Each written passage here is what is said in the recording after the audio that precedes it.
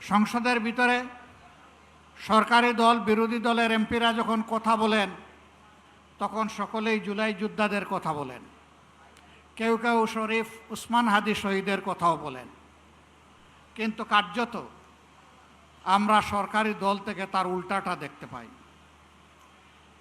দুইটা ভোট একসাথে হলো, একটা ভোটের রায় তাদের পক্ষে গেল, মেনে নিলেন।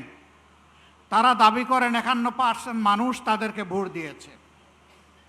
আরেকটা ভোটে জনগণ 70% গণভোটে হা বলেছে। তারা 51% মানেন, কিন্তু 70% মানেন না। এটা লজ্জার, এটা দুঃখের। ওই 70%-এর রায় যেদিন বাস্তবায়ন হবে, বাংলাদেশ থেকে সত্যিকার অর্থে সেদিনই স্বৈরতন্ত্র বা ফ্যাসিবাদ বিদায় নেবে। বিএনপি প্রত্যেকটি বিষয়ে পতিত, পালিয়ে যাওয়া ফ্যাসিবাদের রাস্তা ধরে হাঁটা শুরু করেছে। আমরা একসাথে মজলুম ছিলাম। বিনয়ের সাথে বলতে চাই, হাজার চেষ্টা করেন ওই আওয়ামী লীগ হতে পারবেন না, দুর্বল আওয়ামী লীগ হতে পারবেন। সেই আওয়ামী লীগ যারা জাতিকে নিয়ে, বিরোধী দলকে নিয়ে ব্যঙ্গ বিদ্রুপ করত, আজকে তারা কোথায়? আপনারা একই কাজ শুরু করেছে। যে আওয়ামী লীগ তাদের পুষ্য লাঠিয়ালদেরকে দিয়ে সমাজের বিভিন্ন জায়গায় কর্তৃত্ব কায়েম করেছিল, সেই আওয়ামী লীগের পাশে তাদের দুঃখের দিনে কোনো লাঠিয়াল এসে দাঁড়াতে পারেনি।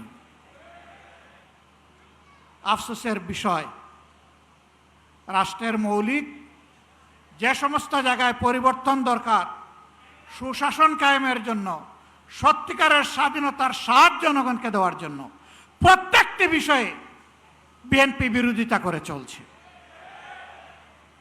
এটি জাতির সাথে সুস্পষ্ট প্রতারণা। তারা তাদের দেওয়া 31 দফা কর্মসূচি সংস্কারের, তাদের ইশতেহার, এটারও তারা বিরোধিতা করছে। আমার মনে হয় তারা যে বিরোধিতা করছে, এই জ্ঞানটাও বোধহয় তারা হারিয়ে ফেলেছে।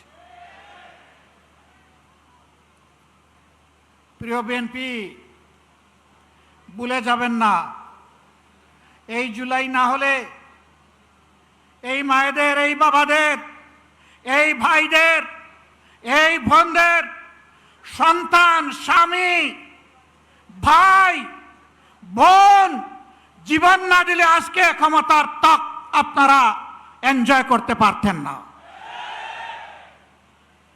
তক্তে বসে ভুলে গেছেন?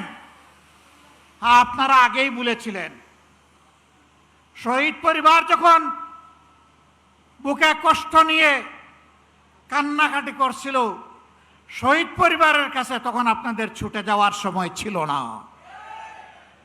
আপনারা 5 আগস্টের পর 7 আগস্ট পার্টি অফিসের সামনে দাঁড়িয়ে বললেন, আমাদেরকে নির্বাচন দাও, আমরা ক্ষমতায় বসতে চাই। শহীদ পরিবারের দুঃখ আপনাদের অন্তরকে স্পর্শ করে নাই। আহত পঙ্গুদের নিয়ে আপনাদের কোনো কর্মসূচি ভাবনা জাতি দেখে নাই। আপনারা এই বিপ্লবের বেনিফিশিয়ারি, যারা বিদেশে ছিলেন স্বদেশে আসার সুযোগ পেয়েছেন। এই বিপ্লব না হলে আপনারা বোধহয় কল্পনাও করতেন না দেশে ফিরে আসার। আমার সম্মানিত জেলের সহকর্মী, পার্টনার আল্লামা মামুনুল হক বলেছেন, বিএনপির শীর্ষ নেতারা জেলে ছিলেন, একসাথেই ছিলাম। তারা হতাশা ব্যক্ত করে বলতেন, 41-এর আগে হাসিনা এবং আওয়ামী লীগকে ক্ষমতা থেকে সরানো সম্ভব নয়। 24-এর অভ্যুত্থানের পরে 8 তারিখ যখন বঙ্গভবনে শপথ নিলেন উপদেষ্টারা, বিএনপির বাংলাদেশে উপস্থিত সর্বোচ্চ পর্যায়ের একজন নেতার আমি পাশাপাশি ছিলাম।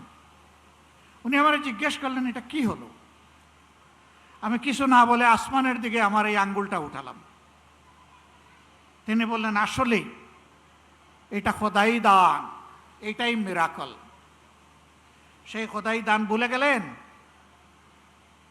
এখন কেউ কেউ দাবি করে অমুক আন্দোলনের মাস্টার মাইন্ড, অমুকের নেতৃত্বে এই আন্দোলন সফল হয়েছে। এগুলা সব ভুয়া। আমরা কারোর ন্যায্য অবদানকে কখনো আমরা অস্বীকার করি না। আন্দোলন আমরা সবাই করেছি, কিন্তু আমরা তীরে ভিড়তে পারি নাই।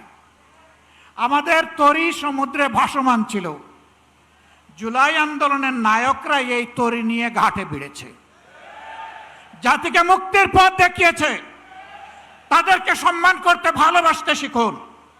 তাদের নিয়ে তুচ্ছ-তাচ্ছিল্য করবেন না। আপামর ছাত্র সমাজ জীবন বাজি রেখে তখন ঝাঁপিয়ে পড়েছিল।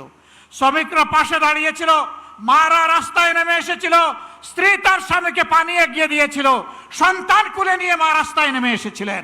এই দিনগুলো ভুলে যাবেন না।